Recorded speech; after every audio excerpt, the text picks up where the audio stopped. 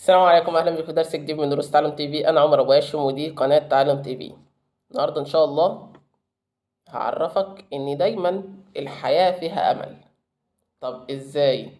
قبل ما اقول لك ازاي دي بقى ايه، تكون انت سند ظهرك كده، كبر الشاشه، كوبايه الشاي بتاعتك، وصلي على النبي. تنزل دلوقتي تعمل سبسكرايب في القناه وتعمل لايك للفيديو ده عشان احنا قربنا نوصل على 1000 سبسكرايب. فاكتر الاحصائيات بتقول ان الاشخاص اللي بيخشوا يشوفوا الفيديوهات دي ما بيعملش سبسكرايب في القناه. فاعمل سبسكرايب، واللهم صبرا وجبرا على ما لم نحط به خبرا. يلا بينا. في دوامة الحياة دايما احيانا اشخاص بيقول لك ان الحياة دي ما فيهاش امل. يعني في دوامة الحياة او الصورة اللي هعرضها لك دلوقتي دي، دايما الشخص يقول لك ايه؟ ده انا الدنيا وحشة معايا، ده انا الدنيا مزنقة معايا، ده انا مفيش فلوس، ده انا ما بحبش الكلية، ده انا مش عارف اتدرب، ده انا مش عارف اخد الكورس اللي انا عايزه. بس دايما اعرف ان فرج ربنا قريب منك. بس الفكرة فكرة ايه؟ الصبر.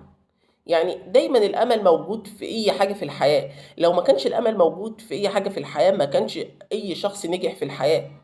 انت فاهمني؟ يعني دايما اعرف ان الامل موجود. يعني الامل موجود في دوامه الحياه اللي احنا فيها، اللي مليئه بالكوارث الطبيعيه والكوارث البيئيه والكوارث البركانيه واي كوارث في الحياه. اعرف ان دايما ان الامل موجود. مهما كانت ظروفك زي الزفت، اعرف ان برضو الامل موجود. معكش فلوس، مفلس، حالتك المادية مش زي اللي انت تتمناها، مش عارف تاخد الكورس اللي انت نفسك تاخده، مش عارف تاخد الدورة المعينة اللي انت نفسك تاخدها. بس في الدوامة دي كلها برضو الامل موجود. بس امتى تعرف ان الامل ده موجود؟ الامل دايما تعرف ان هو موجود وانت بتسعى في الحاجة دي.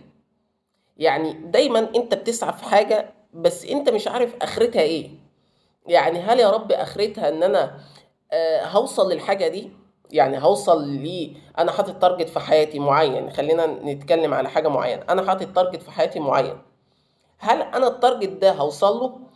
امتى تعرف انت توصل له؟ لو انت عندك امل. لان الاشخاص نسبة 90% او كمان ممكن تتجاوز 99%، ان الاشخاص ما بيكملوش في اي حاجة بدأوا فيها. ليه؟ لان كتير من الناس ما عندهاش امل. تقول لك انا ظروفي الماديه ما تسمحش والله ان انا اخد الكورس ده. طب ما تشوف حاجه بديله ليه. يعني حاجه بديله فيها امل ليك ان انت توصل للكورس ده. يعني اكنها كوبري كده، تاخد كوبري كده للحاجه اللي انت نفسك توصل لها دي. فاعرف ان دوامه الحياه دي يا ابني والله العظيم دايما الامل موجود.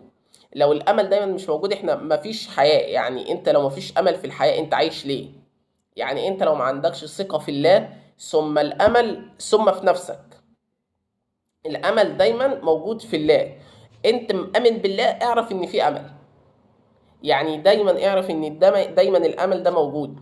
الامل موجود في شغفك، الامل موجود في طموحك، الامل موجود في نجاحك، الامل موجود في اي حاجة انت عايزها في الحياة دي.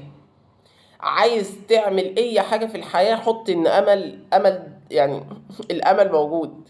مش امل حد تاني، لا الامل موجود. الامل الدنيوي موجود. انت شخص متقطع في صلاتك، فبدأت تزهق كده وما عندكش امل ان انت لا ما مش مكمل. طول ما انت ما عندكش امل ان انت لا انا هصلي وان انا هوصل لحاجة انا نفسي اوصل لها في الصلاة بيني وبين ربنا، بس يمكن دلوقتي مش موجودة، فشوية شوية الامل ربنا هيبعته لي وهوصل للحاجة دي. فانا عشان ما اطولش عليك، اعرف ان دايما في الحياة الامل موجود. الامل موجود في ايا كان الحياة اللي انت عايزها، في ايا كان الحياة اللي انت عايز تعيشها، في ايا كان الحاجة اللي انت عايز تبدأ بيها. اعرف دايما الامل موجود. في شغفك، في طموحك، في نجاحك، في اي حاجة في الحياة اعرف ان الامل موجود. الامل طول ما هو في امل في الحياة اعرف ان انت عايش عشان الامل ده توصل له. دايما حط ان في امل كده، لا ان بكره ان شاء الله هيبقى احسن، ان بكره ان شاء الله هيبقى يوم ربنا حاطط لي فيه البركه، بس انا هسعى وان الامل في ربنا كبير. شفت جبت لك الامل في ربنا، مش الامل في العبد، لا الامل في ربنا كبير. فدايما اسعى واعرف ان الامل دايما في اي حاجه في الحياه موجود. فما تنساش بقى تشترك في القناه وتفعل زر الجرس واعرف ان دايما الامل موجود.